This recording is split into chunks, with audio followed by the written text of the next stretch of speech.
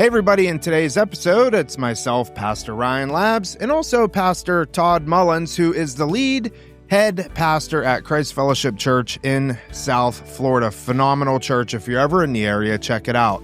He comes on the show to discuss doubt, guilt, shame, why we feel like we're not good enough sometimes. It's an episode that you don't want to miss, especially if you're a family member or loved one and you have somebody in your life that you just have lost all hope for. This is an episode for you. Also, go check out his book, Don't Let Doubt Take You Out. It'll be linked in the show notes. Enjoy the show. Here we are, Real Recovery Talk. I'm your host, Tom Conrad. In today's episode, we've got Pastor Ryan Laabs. Great to be with everybody again. And we also have Pastor Todd Mullins. How are you, sir? Hey, it's good to be here. I'm really glad, honored. Yeah. First things first, thank you for tuning in on the podcast app, whichever one that you choose to use. And thank you for watching on YouTube. In the end, if you have any comments, questions, or concerns, you can always reach us. info@realrecoverytalk.com. Again, that's info@realrecoverytalk.com. And ultimately, we want to help you turn your mess into your message. Right, friends? You are so good at that, Tom. I know. Gotta tell you. Somebody asked me not long ago, do you think you'll ever forget that? And I said, I could walk away from this for the next 30 years and come back to it and still do it in my sleep. It's awesome. Pastor Todd. Hey. Honor to have you here. I'm honored to be here and be with everybody listening in today, joining us. It's good. So this has been, you don't know this, but and from my perspective, this has been months in the making. Really? Yeah. I had reached out to Greg Reed. I've talked to Ryan. I've talked to... you should have just called me. I don't have your number. I'll give it to you. Okay, thank you. Pastor Stephen, who another great friends of ours, they sang at our wedding, him and Brooke, and I saw her playing the piano at Westlake this weekend. Oh, there you go. Yeah. That's so, awesome. Anyways, I'm super glad to make this happen. And I thought Ryan would be a great addition to have on as well, because we're all kind of, Ryan and I definitely speak the same language. Yeah.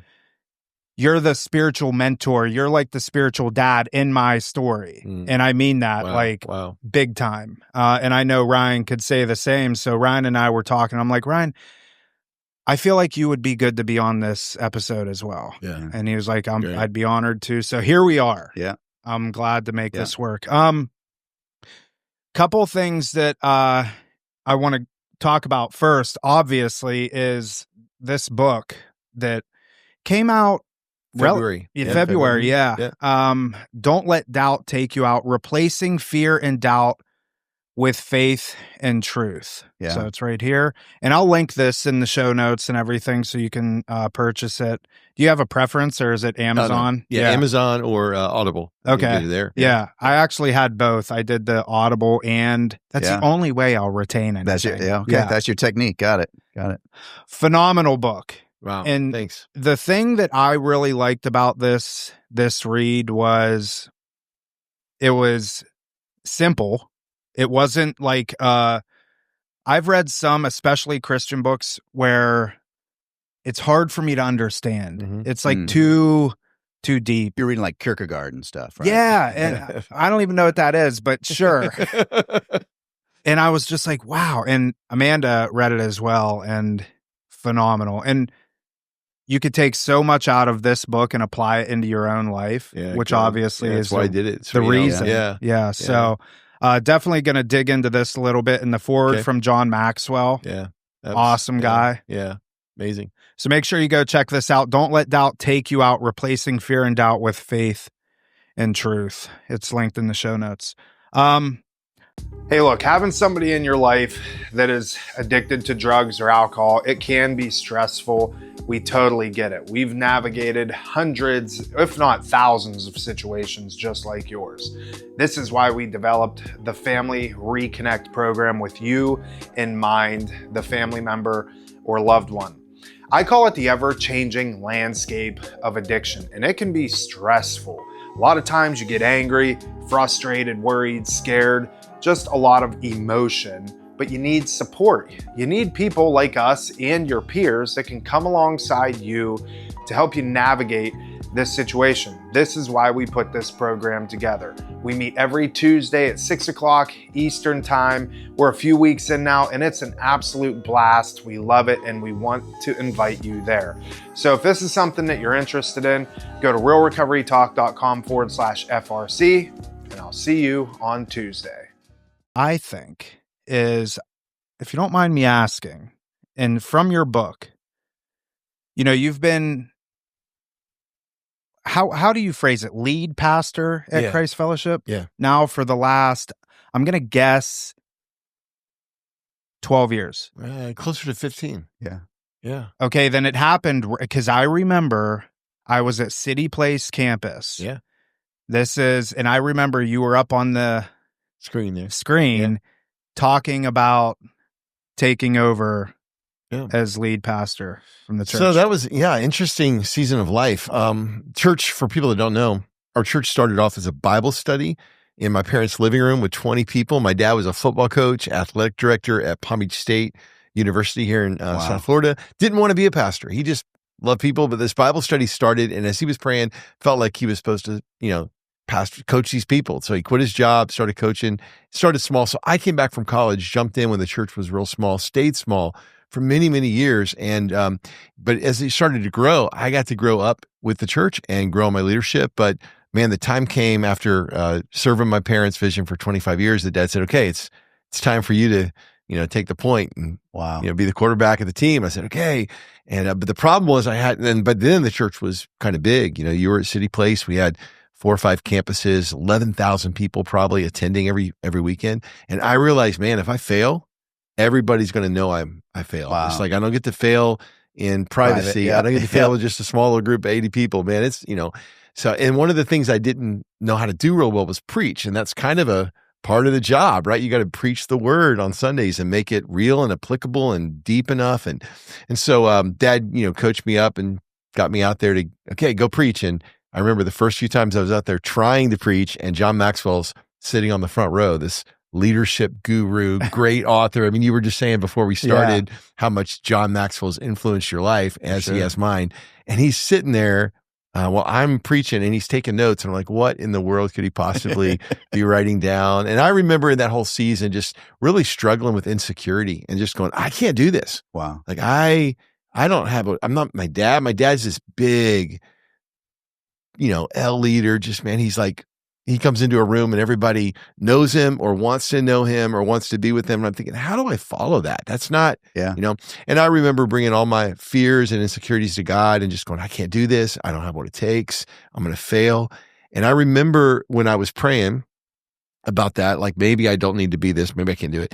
I really sensed as I was praying, God saying, yeah, Todd, you don't have what it takes.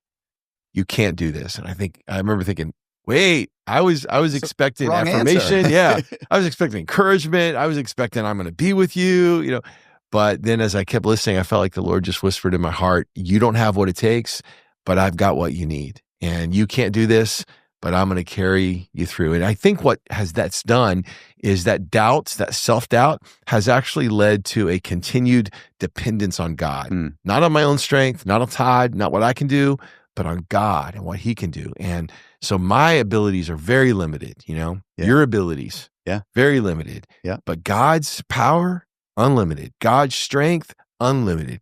I'm a pastor, so I'm going to jump to some scripture here, but the Apostle Paul quotes Jesus saying, my strength is made perfect in your weakness. Yeah. And so Paul's saying, I'm going to boast in my weakness because it's when I'm weak, I can lean on his strength. I'm not trying to do it in my own power. And, that's truth in every area of life, not just leading the church, but man, stepping out and getting sober, stepping out and staying free from addiction, stepping out and taking on a new job, stepping out and, asking a girl to marry you, all those things, right? They take courage and strength, and you got to find it someplace beyond just yourself.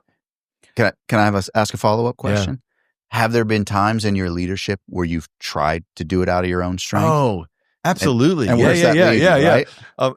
There have been many times, because I think we have, you get going and you get strong in some area and you think, okay, I can do this. And then I found myself exhausted, worn out, trying to do too much in my own power and strength. And when I went to kind of kind of complained to God about it, he was like, well, yeah, you're trying to do that in your own power instead of, turning to me, relying to me, asking me for help daily, moment by moment, and staying dependent. And so I think anytime we can remember that whenever we feel like we're not good enough, like when I still feel that, like I'm not good enough, I can't do this. The church is bigger now than it was then, right? Yeah. I remember what the Lord said, and I have to remind myself, I can't do it. It's awesome. I have to rely on Him. Yeah. I wanted to ask you, as you were like going back into when you were coming up over the 25 years working, really for your dad and doing that, honing your leadership skills and your speaking skills and stuff like that.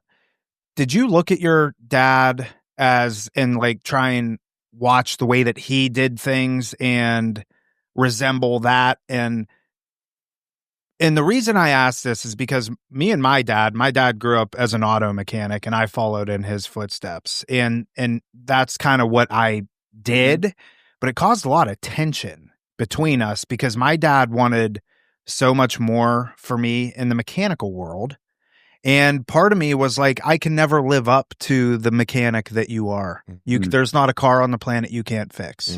And it caused this like rift between us. And it was like, Dad, I know you want this so much for me, but there's honestly part of me that doesn't want that. But I'm doing it anyway to appease you. Did you ever have any instances like that? Well, I definitely did try to be like my dad because he's my hero. He's my pastor. He's my dad. I mean, he's like the greatest man on the planet in my eyes.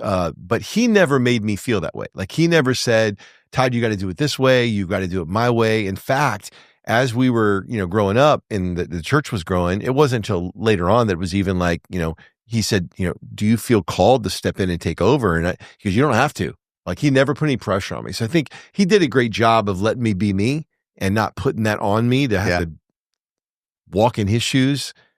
Because you wanted to be a doctor. Yeah. So I went to school to be a doctor, and that was my plan. And then right before I headed off to college, that was my plan growing up. And right before college, I felt called into ministry. And it was actually before the Bible study started in the church. So I actually decided to be a pastor before my dad did. I remember that. A lot of people don't know that. So I remember hearing that in the book, and I'm like, whoa, that wasn't expected, you know? So going like through that journey, and I'm going to reference the book a lot. There were some instances, obviously, where there was a lot of doubt and you didn't let it take you out. Maybe pretty close. Obviously the bicycle accident, I heard about that shortly, I believe, after it happened. Sure. Yeah. And with your son as well, and the diagnosis stuff there. Keeping this in a recovery perspective, us as alcoholics and addicts, we almost get into this mindset that like nothing good is ever going to happen to us. And our whole life is kind of filled with doubt. Yeah. There's no, I'm going to have withdrawals tomorrow. I'm not ever going to be able to get clean and sober. I've tried time and time again. It's just everything is constant doom and gloom. Yeah. And I'll be honest, like myself looking at, a spiritual mentor and a pastor, it's hard for the general public to look at somebody like you and be like, oh, have you really had those sorts of feelings in your life? Yeah. And the reality of it is it a lot, maybe more than the average person. I think for me, I'm trying to help people build faith in God and build faith in who God says they are and walk in that. So that's probably where I've had the biggest attack in my own life. Right. So from the beginning, I've always felt, I've always dealt with doubt. Like I'm not good enough. I don't measure up. I'm not good as the other person. And I think all of us feel that way. Like we all deal with that. Right. And then when we fail, and all of us have failed and deal with failure, either we're going to replay that over and over again in our head, and that failure and the times we failed is going to keep us trapped. We actually, by dwelling on it, we're fueling it, we're feeding it, and we're feeding the fear that we might be trapped and fall back into it. And so if we feed that just kind of hangs out, right? Yeah. I talk a lot too in the book about you got to think about what you're thinking about. A lot of people don't think about what they think about. They don't think about their thoughts. They just let any thought come through their head. So if they've got negative thinking, which I call stinking thinking going on, it's going to hold us back. It's going to keep us from walking in freedom. It's going to keep us from living the life God's got us to live. It's going to keep us from understanding. And there was a time, and I write about in the book a lot about our situation with our son, who was diagnosed on the autism spectrum when he was really young, started to do great, and then tanked when he was like 12, 13 years old, and didn't want to get up, didn't want to eat, didn't want to live, didn't want to be anymore. And I mean, this was right as Julie and I were stepping in to be the senior lead pastors at the church. And so I'm preaching on Sunday about God's goodness and God's faithfulness and God answers prayer, but he's not answering my prayer. Yeah. And he's not helping my son. And I really had a crisis of faith while I'm leading the church and being a pastor. Like, God, is this even real? Like, do you even hear my prayers? Does this even matter? And I remember I really wrestled with, and I would just say this, if you've ever doubted God, you're in good company. Abraham doubted God. The promises were going to come through. David doubted God. He wrote a bunch of, scripture Psalms. David helped me to realize that my struggles are not new struggles. Yeah. Listening to, like you're saying, crying out to God, where are you? Yeah. Why is this happening? Why is this happening again? Yeah. And God can handle it. Yeah. He can handle. God is not surprised by our humanity. No. He's not surprised by our struggles. He's not surprised by our questions. He's not turned off by our doubts. He actually wants us to bring it to him. And I really think that, you can let doubt take you out, or you can let it actually drive you deeper to God and understanding who he is and who you are in him. And it changes your perspective on things. And that's really, I came through it. It doesn't mean that I don't still deal with doubt. Man, every week I deal with doubt. But that crisis I got through because I turned to God. I mean, my turning to God was, my prayers were more like yelling matches on the back porch. I was, shouting and, but eventually it drove me to a greater dependence and waiting on God to see me through, bring me through. Pastor Julie, a few weeks ago we did that series on It's Complicated about relationships. Yeah. Julie's my wife. Pastor Julie is Pastor Todd's wife. They're the co-senior pastors of the church where Tom and I attend.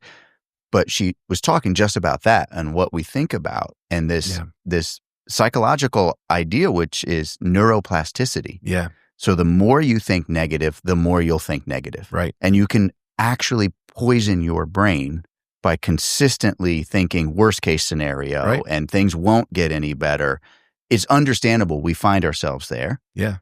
But that's where the battle starts. That's where the fight starts. That's where the surrender starts. Well, with our son, when we were going through that dark valley, we were actually, one day we were walking on the beach praying with Jefferson and our dog. And Jefferson was ahead of us and Julie and I were behind him. We were just kind of praying, talking out loud, worrying, talking. He's the only child. Like we're thinking, man, what's going to happen when, is he ever going to have a job? Is he ever going to have anybody in his life? I mean, when we're gone, who's going to be there for him? It's just and we were just speaking our fears out loud. And this guy comes walking towards us with this t-shirt on that I know God used that day.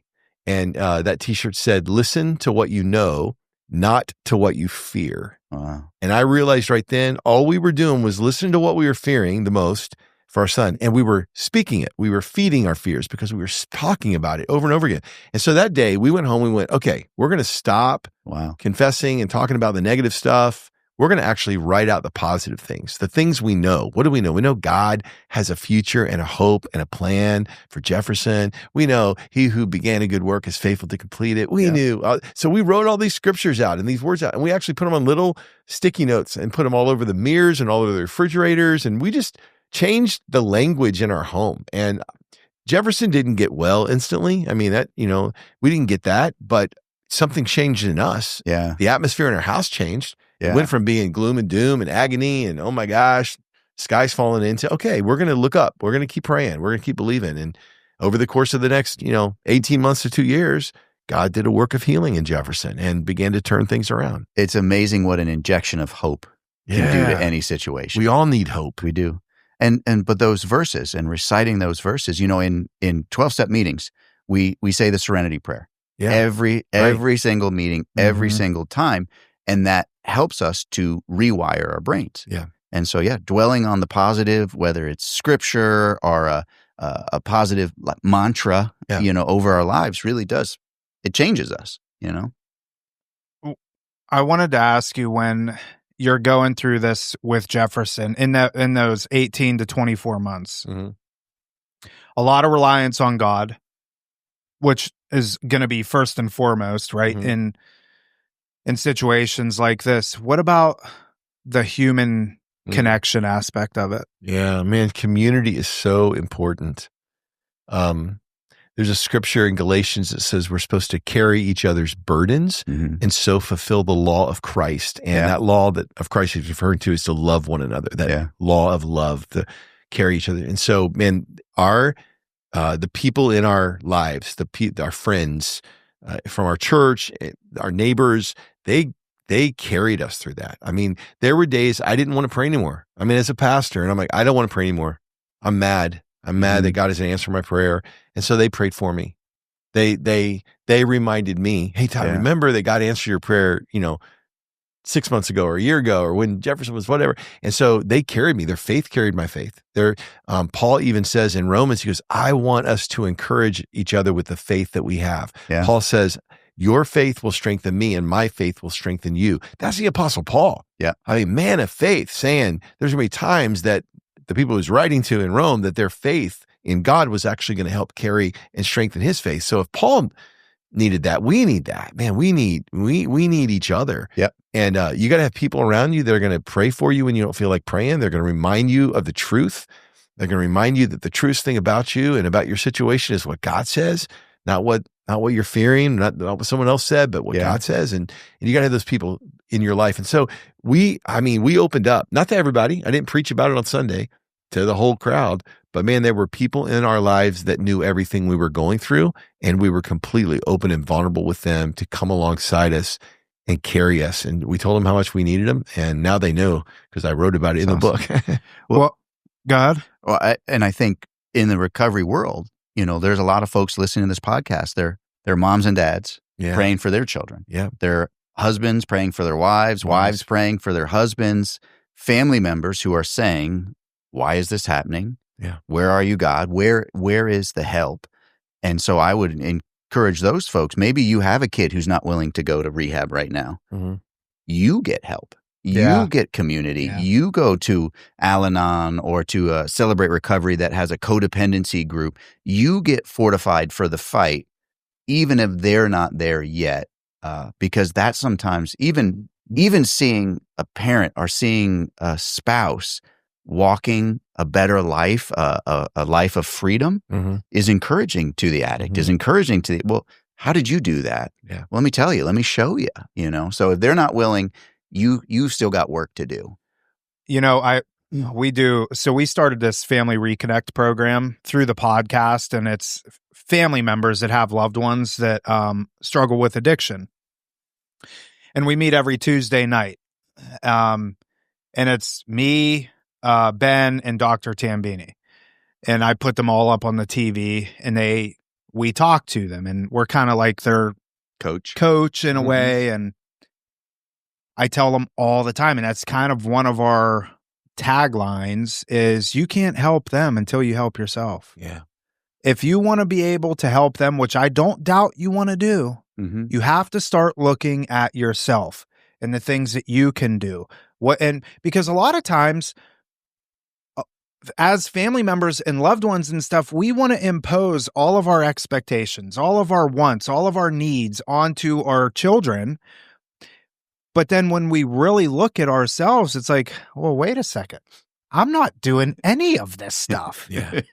And I do I do it even with my 9-year-old son. I'm like, Levi, you shouldn't eat that. That's not good for you. And then he goes to bed, and what do you know? I'm in the pantry, whatever I told him not to eat. Yeah. But there is such a strong message in looking inward, allowing God into our lives, because that's a big thing too. I think people get so, again, myself, there's times where Amanda and I get super transparent on this podcast.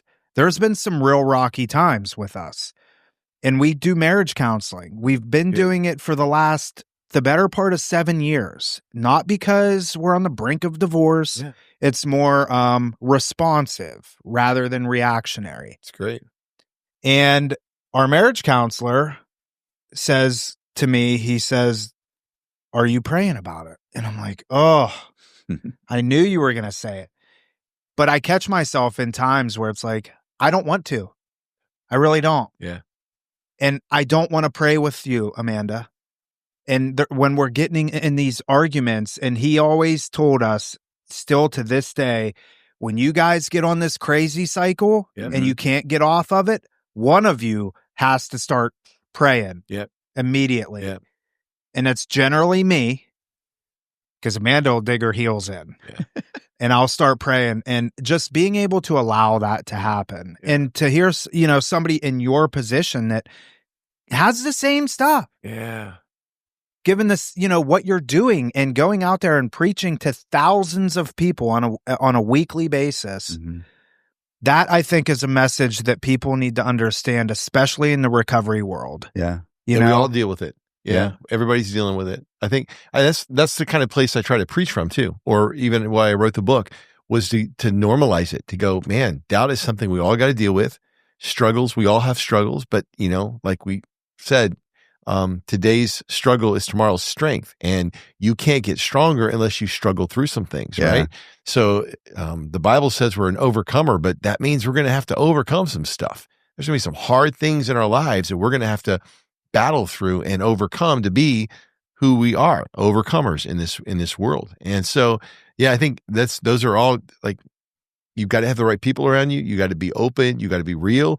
But with marriage, when I'm encouraging couples to pray together, to bring God into the middle of the marriage or the mess, I'm like, hey, if that's awkward, then one of you just remember, hey, Tom said we're supposed to pray together. Pastor Todd said we're supposed to pray together. And whoever remembers, the other person's got to pray. Yeah. So you be the first one. Yeah, you be the first one. And then Amanda's got to pray. That's what I end up doing. I'm like, his name's Nathan Oliver.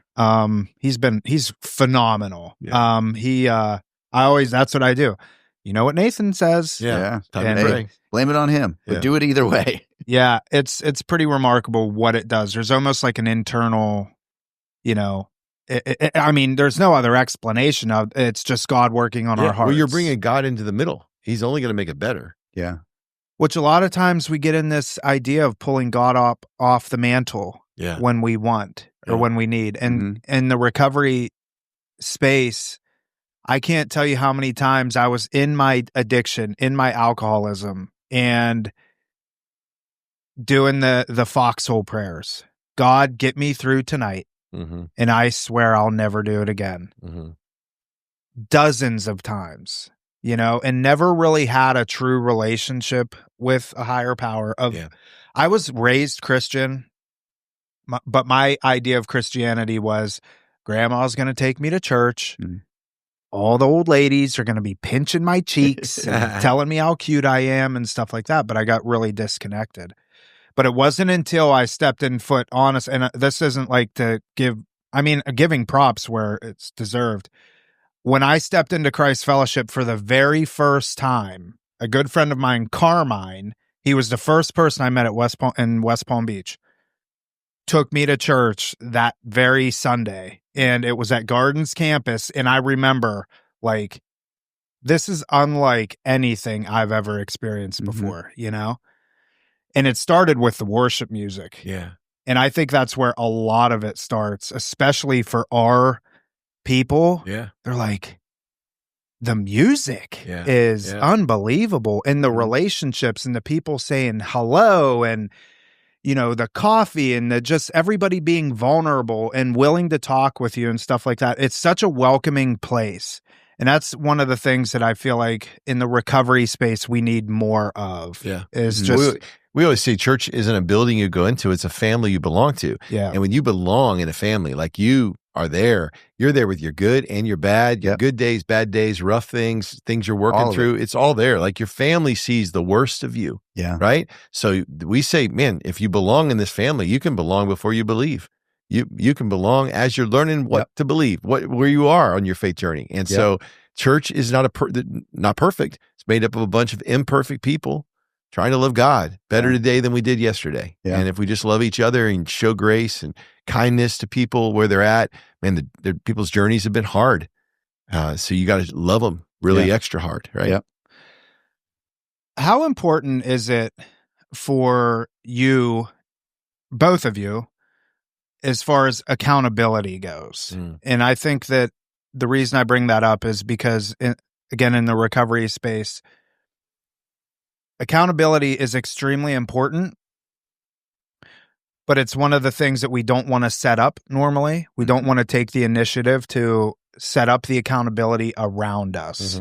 And I know, like, I have a large group of friends and people that I can rely on that I know will hold me accountable, but they're only going to hold me accountable if I actually verbalize to them what I want accountability for. Yeah. So looking at your own life, like, how have you set that up for yourself and the importance of it? First thing you got to see is that accountability is a good thing. We see that as a negative word. Accountability. We get in trouble. Yeah, I'm getting in trouble. But no, you're actually giving someone else permission to help you fulfill the goals that you've set or the place you want to be in your life. You're saying, I'm giving you permission to help me get there. And these are the areas that I might trip up on or have problems with. And, Pastor Ryan, you and I were talking that not everybody's got to know everything, but somebody needs to know everything. For sure. There has to be 1, 2, 3 people in your life that know everything and have access to everything. Yeah. And so, we've set that up. I mean, obviously, I've got my dad in my life who has been a mentor, a coach, a pastor in my life. Julie and I, we have access to each other's phones and computers, each other's passwords. So there's all accountability. There's like, we don't have 2 separate accounts, checking accounts or anything. It's just all one thing, right? And on the workplace, I've got other pastors that have full access into asking me any question at any time. And I tell them, if you see anything in my life that doesn't look like Jesus or sound like Jesus or smell like Jesus, you got to call it out. Go, hey, Todd. And if I don't respond right, this is the elder in our church that you go. This is a guy you go to. That's like a coach in my life spiritually. You go to him, and I tell him, you're going to go to this guy named Lance. And Lance, they're going to come to you if they ever get me reacting in a way that isn't Christ-like. And I think that's for my good. That's so that I can become who I think God wants me to be and walk in the grace and love that I'm called to walk in. It's awesome. Yeah, like and to your point, having a few guys that can speak into every aspect. And some of them in my life, there's the accountability, but there's also things I aspire to be, So I've got Pastor Rick Miller. Yeah. He's been a dad a lot longer than I've been a dad. He's been a husband a lot longer than I've been a husband. And I swear he probably wishes his office was farther away from mine than it is, because I'll go and say, hey, Jess and I are working through this, or I'm dealing with this with my kids, and he can speak from experience. Oh, well, we've tried that, and I would encourage you not to try that and maybe to try this, or no, you're right, the way you spoke to your wife is out of line and you need to go back and clean that up and keep your side of the street clean. And so you look for people, in the recovery world, we have sponsors. And a sponsor is somebody that has something that we want, right? Right. If I want to be a better father, I need to connect with better fathers. If I want to be a better husband, I need to connect with better husbands. And in the recovery world, we look for people that have some of those characteristics that we want. I remember when I got sober, so just a glimpse into pre-sobriety Ryan. Every party I went to, I was the most obnoxious person. The loudest, the most obnoxious. I thought I was hilarious. I was not. Many parties ended because of a result of some of my antics or bad Ryan's behaviors. Here. We got to go. Ryan's here. Ryan's here. He might steal your stuff. He might pee on your couch. So be careful. Yeah. I didn't know that, Ryan. It's, okay. Wow. Hey. Come on. So then I got sober, and sometimes we'll call it liquid confidence or liquid courage was gone. And my identity was so tied to my struggles, I didn't know who I was, because that's who I had been. I had been, for a long time, I'd been a mentally ill person. Like, that's who I am. I'm the depressed guy. I'm the guy that hurts himself. And then now I'm the addict. I'm the alcoholic and the kind of wild man who's obnoxious, but really doing nothing in life. But it gave me something to hang on to say, this is who Ryan is. So you remove all those things. And so now I have to figure out who I am. And I remember being at a meeting, seeing this guy, Jeremy, who was sharing, and he wasn't boastful. He wasn't aggressive, but he spoke confidently. Like he spoke in a way that I said, I need to get some of that. That's what I need some of that in my life. I want to be able to be assured of who I am. And Jeremy took me through the steps the first time, took me as I'm going through the steps. I remember doing my 3rd step prayer, and that's where I went from knowing things of God to knowing God. Yeah. And it was because he had something I wanted. I wanted to be more like that. You know, the Bible talks like Paul, the Apostle Paul, who says, follow me as I follow Jesus. Yeah. Aspire to do some of these things. And so I saw what I needed. I saw what I wanted, Yeah. and saw somebody who had it and asked him to help me to get that. I need some of that. I think it's always important to have those people in your life, in For every sure. area of your life. So Every like area. in marriage, Yep. If you're married, you want people in your life that are loving marriage, loving each other. They've been married for years and they're not just like, oh, we're hanging in there. You want people that love their spouse, and because that inspires you to love your spouse better. Absolutely. You want people that are great parents, or if they're running a business, I want them to run because show me your friends, I'll show you your future, right? You get the right people around you. It'll influence your life. It'll shape you. It'll pull you up. It'll help you see something that you can't see. If your only vision of marriage was a dysfunctional marriage that your parents had, how are you supposed to have a healthy marriage? You've got to get around other people that have a healthy marriage. If you don't have a vibrant relationship with God, if religion has just been you're going to church with your grandma and not really real to me, it just feels like fake, then get around some people that have a great relationship with Jesus and let their relationship foster in you how to have a relationship with God, right? That's great. Yeah. One of the very first, Amanda, so I grew up, it was just me and my dad, and my mom was absent my whole life. And, I got married to Amanda, met her at City Place campus. She was at the top of the stairs, and I laid eyes on her, and I'm like, she's the one. All right. Yeah. 6 months, she wanted nothing to do with me. And I actually proposed to her on the stage of City Place campus in front of the whole congregation on a Sunday evening. If you ever see the video, you'll hear my voice saying, get down on your knee, Tom. Yeah, I have it on video. I'll share it with you. But so we live downtown West Palm. And talking about those people that have been married and just that I flock to was Mike and Joan Baldry. And I remember just being with them, and they at the time had been married 40 years. Yeah. And Mike was so cool. And I'm like, if I could be like anybody, I want to be like Mike. Yeah. Not like I want to be not that Mike. Not that Mike. Gotcha. I'd like to be like him too, I guess. But I remember looking at them in their relationship and thinking, wow, like this is the power of God in our lives. And this is what a healthy marriage looks like. And there were times, Amanda and I, we weren't married but a few months, and Mike would call me out on and I'm like, man, so I think that was like so true. Show me your friends, I'll show you your future. There's another saying, you're the sum of the five people that you hang around with. Can I give you a fun Mike story? Sure. So, Mike and Joan are Pastor Emily Sargent's parents. And Mike and I were teaching the journey together at City Place.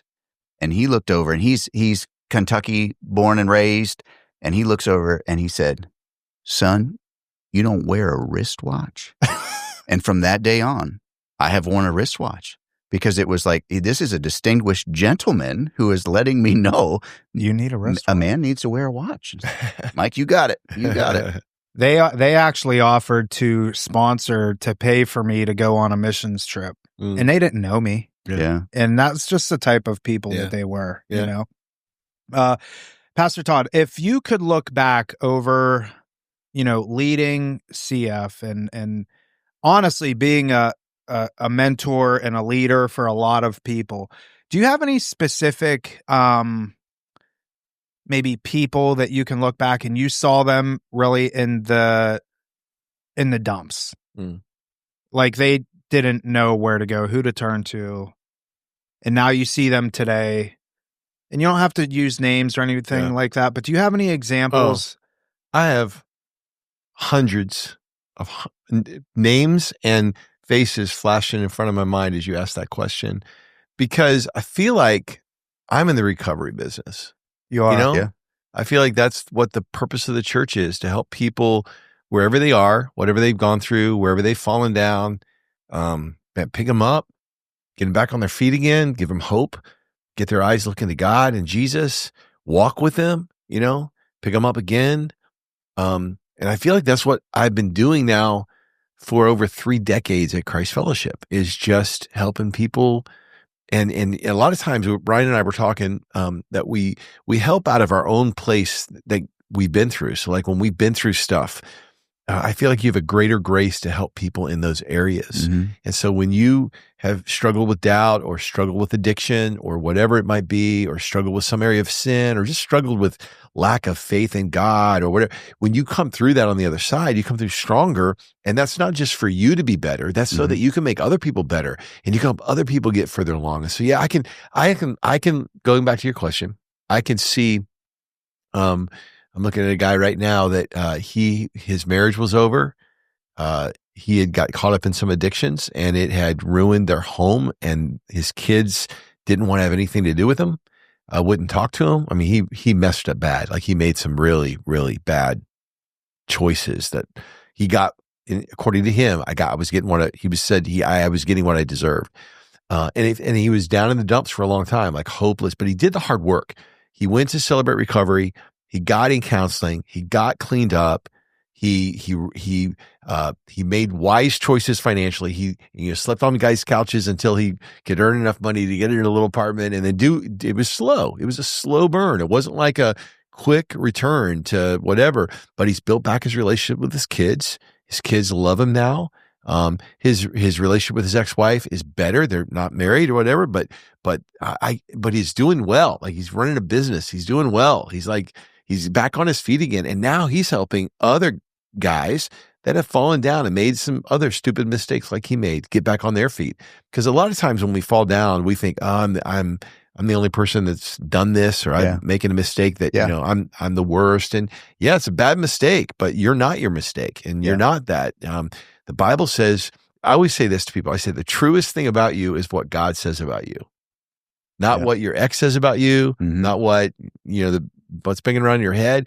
And God says you are called, you are chosen, you are loved, you're purposed, you're anointed. God says that the best part of your life is in front of you. A lot of times when we face a crisis, or we get derailed by life, and by whether it's our choices or someone else's choices, we tend to think that the best part of our life is behind us. Yeah. That, those were the good old days, and now I'm just going to have to kind of struggle to get through. No, man, with Jesus, when you got faith in God, your best is always out in front of you. Yeah. Because the Bible says that no eye has seen, no ear has heard, and no mind can even imagine what God has in store for those who love him. And that's not talking about heaven in that passage in Corinthians. He's talking about now, here on this earth, that there's future and plans and hopes that God has stored up for his children, that he wants to bless them. Yeah. Just like, Tom, you want to bless your kids. You want to do good for them. You want to help them. You want to give them. In the same way, in a greater way, God, our Heavenly Father, wants to actually do good things for his kids and help them live life to the fullest. And so we just need people around us to help us get there, because we can't sometimes find it on our own, or if we've never been there before, we don't know the way to it. And so we have to get people that can coach us spiritually to it. Yeah. That's so true. And last part to that question, when you see these transformations happen in people on a spiritual level, emotional, mental, physical level, because it affects every aspect of our life, right? When we allow people to speak into our lives, what does that do for you? Well, as a pastor, that's my payday. Mm-hmm. Like when I see someone's life get turned around, and we help them get out of what they've walked out of, and they get back on their feet, or they get back with their family, or back with their kids, or whatever it is, I'm like, oh, that's an answer to all the prayers, all the time of counseling and talking with them, and then them doing the hard work. It's a celebration, man. I think it just speaks of grace, right? speaks of second chances. Mm-hmm. We serve a God of second chances. Yeah. We serve a God of grace. I mean, the Bible is a book of grace. It is about God so loving us that he gave. And so I think a lot of times we're hard on ourselves. I think a lot of times we beat ourselves up for things that we do. And, you won't find freedom without forgiveness. Forgiveness is the path to freedom. You got to forgive yourself and you got to forgive other people. And that's where you're going to walk in the freedom and the life God's got for you. Yeah. It's awesome. Ryan, what about you? I mean, in the recovery world, the one of our biggest things for us to stay clean and sober is to help other people. Stay clean and sober. And one of the best ways for us to maintain a relationship with our higher power, and for us as Jesus and being Christians, is to bring other people to Jesus. How's that worked out in your life? If you look at your recovery over the last, how long you been clean now? 19 and a half years, going on 20 years. Yeah. Yeah. Well, I mean, okay. So from a biblical perspective, the Bible says that God comforts us in all of our struggles so that we may help others, so that we may help other people in their struggles. Yeah. So he helps so that we help, and we keep it going. And I know there's been times where I've just told somebody in early recovery that's been consistent for maybe a few weeks, like, hey, I'm proud of you. And you see something shift in them, because there are a lot of people nobody's ever told them, I'm proud of you. Nobody's ever said, I love you. Nobody's ever said, I'm so happy you're here, in a way that they actually believe them. And there is power in our words. There is power in how we speak to people and care for people, like Pastor Todd said, how we show grace to people. It really does. It shifts someone's perspective of themselves. They actually at times will start to believe, okay, I am on the right track. I am heading in the right direction.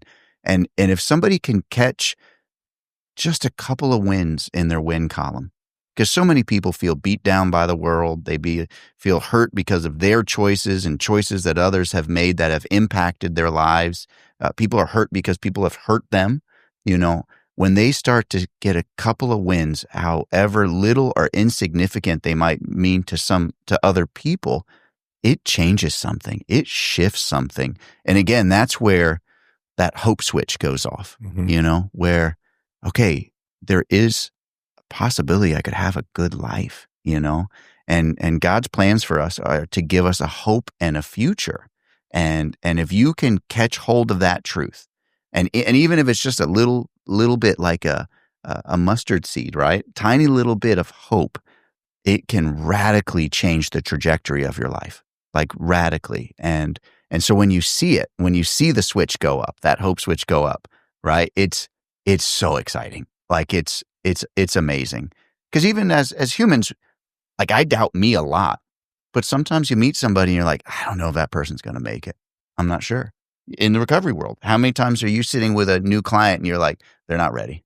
This guy's not ready. He's not going to make it, but if we can lean on God to help us to see that person the way he sees them, as his son or daughter made in his image with a plan and a purpose for their lives, if we can help God help us to see people the way he sees them, we can believe for them so much. And then they can believe for them so much. It's really not that difficult if we really think about the recovery. And I love what you said, that like you are in the recovery business. And arguably you're in a lot tougher recovery space than I am. Like you're helping people recover from everything. But it's not super difficult to recover from these things if we're open-minded, if we're willing, if we're honest. You got to admit it. You got to admit you need it. Yeah. Right? We got a lot of people that don't want to admit they need recovery or help in an area because they're managing, they're making through. It may not be a drug addiction that's robbed them of their job or their marriage or alcoholism but it's other things that they've managed and they can live with. But man, it's keeping them from freedom, right? Yeah. It's keeping them back. Well, there's no worse place to be than to be mentally, emotionally, and spiritually bankrupt. Yeah. I maintained with drugs and alcohol for a long time and kept everything on the surface level fine, but mentally, emotionally, spiritually gone. Yeah. And then suicidal ideation comes in and just like, and a friend of mine says it very well. He says, your addiction at the very beginning is very fun. It's social. It's a social lubricant. Eventually it starts telling everybody in your circle to go away. My friends are no longer my friends no more because they can't handle me. But then eventually it starts telling you to go away. And when you get to that point where your addiction is telling you to go away, that's a tough spot to be. And that's where you need a real team of people to come around you and get you out of that, because there's no worse place to be. Yeah. And I think Christ Fellowship has done a phenomenal job at that. In my own situation, working in this space now for the last almost 14 years and just seeing what people and the conversations that one of the very first times I ever met Ryan was a direct result of Christ Fellowship. What did they call that in City Place? In the Life Center. In the Life Center. Tom and I really connected going through Life's Healing Choices by Rick Warren in a men's group at Christ Fellowship. Yeah. And I was not in a good place. Yeah. But the power of community. Yeah, it's powerful. It is. It really is. So we could start landing this plane. Yeah. Christ Fellowship in and of itself, how many locations now? I always mess this up. 16. 16. And then we got some prison locations on top of that where, man, I get excited about the prison locations. Yeah, tell us about that. Yeah, we got 3 state prisons that we're in every week doing worship services, preaching the word, Bible studies with the men. It's great. We're in the local jails, and we're just seeing lives being changed, hope, everything we're talking about today, just in a different setting there, and that's really great. We got our Christ Fellowship Espanol. We got 2 locations for them, so it's when I want to have some fun, I go to Christ Fellowship Espanol, man. Absolutely. Yeah, it's lively. Yeah. That's fun. I tell you what, and my last story, one of the times I was most impacted by the work that Christ Fellowship does was whenever I went out to Belglade. Yeah. Holy cow. Yeah. I mean, that sends chills up my spine. Yeah. That was in my courting Amanda days. Okay. And I know she was going to Belglade, and I'm like, I guess I'm going to Belglade. Yeah. Wow. Just being out there, went out, took the van out there and just handing out food and helping people, loving people. That's Some of them that maybe have not never been loved, helped in a way. And to your point, that's part of our family. Yeah. They are family. Belglade is not a project for Christ Fellowship. No. Belglade is our family. Yeah. Just like Palm Beach Gardens is our family and Boynton Beach is our family and all the locations, we're there loving on our family. Yeah. And it's only, 30, 40 miles away from here? Yeah. It's all completely Palm different Beach world. County is a very interesting county. Yeah. I grew up in the middle of Pennsylvania, Wow. And so when I came down here, it was really culture shock. Culture shock. Yeah. Can you, last question, Christ Fellowship impacts more than just the local communities. I mean, you're all over the world. What are some of the things that Christ Fellowship has done, on a macro level across the world? Because I know the videos and all those bring me to tears. I always say that, our faith in Jesus better make a difference in the world. Yeah. So it's not about what happens in the 4 walls. It's what happens as a result of, we come together, we read the word, we celebrate together, we worship together, we encourage each other, pray for each other, but then we go out and we are the church. Yeah. The church isn't a building, it's you and me. Yeah. And so we carry that message out into our neighborhoods and into the nations of the world. So that means our schools should be better, our workplace should be better. I should be a better tipper at the restaurant. I should be a better husband. I should be a better employee or an employer. It should change how I talk to my wife and how even when I get impatient in traffic, how I respond. It's got to seep into every part of it. And then as a church together, man, we've had some opportunities to help lepers in leper colonies in India and dig wells in Africa and care for kids all around the world that have been homeless, and now they have a home and they're being fed and helping. And we're just trying to, in every practical way, just carry light into darkness and push back the darkness. And it only takes a little bit of light to push back the darkness, right? Just when it's really dark, doesn't have to be a big flame. It can just be a little flicker, a little light. Yeah. Well, 20 plus years ago, birthed out of Christ Fellowship, was Place of Hope that has cared for foster children in Palm Beach County and now really all over the state of Florida for 20 plus years. Yeah. And my son, my oldest son, became a part of our family because of Place of Hope. Yeah.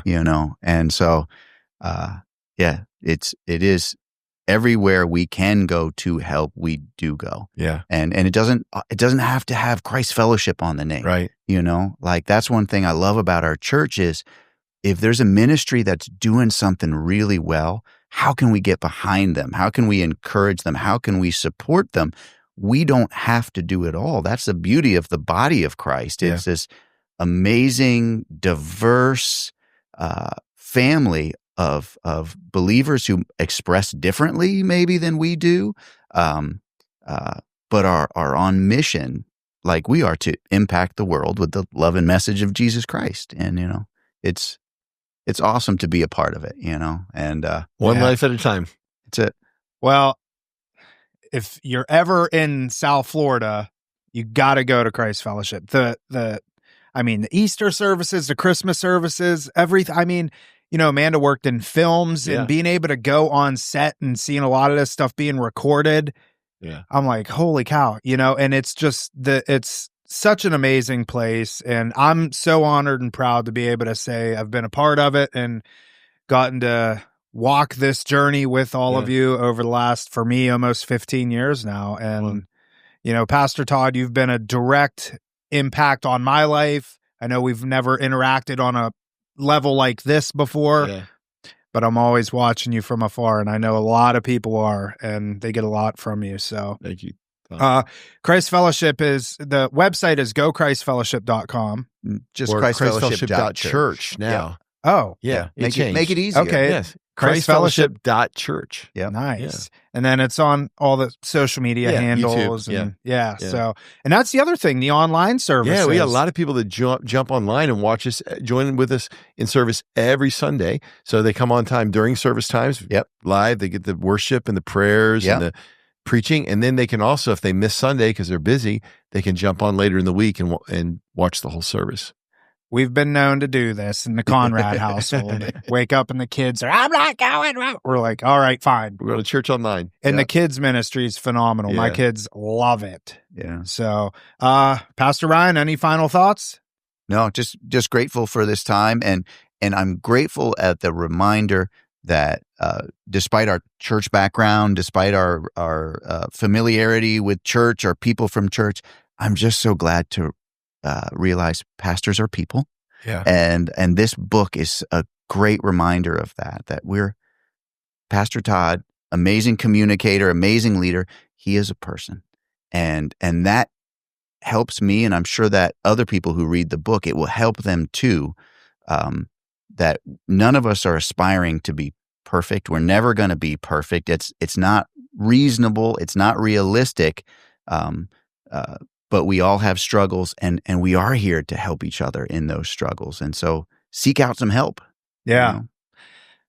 Pastor Todd, thank you so much. Thanks for having me. Any final thoughts? Yeah. The last thing I would say is God loves you right where you are, but he loves you too much to let you stay there. He's got so much more for you, so many bigger things for you to be and walk in. And so he's going to surround you with people and bring you along so you can step into all of that. Thanks for coming on. Thank you. All right. That is it for this episode of Real Recovery Talk. Thank you for tuning in. In the end, if you have any comments, questions, or concerns, you can always reach us, info@realrecoverytalk.com. Again, that's info@realrecoverytalk.com. And ultimately, we want to help you turn your mess into your message. That is it. We will see y'all later.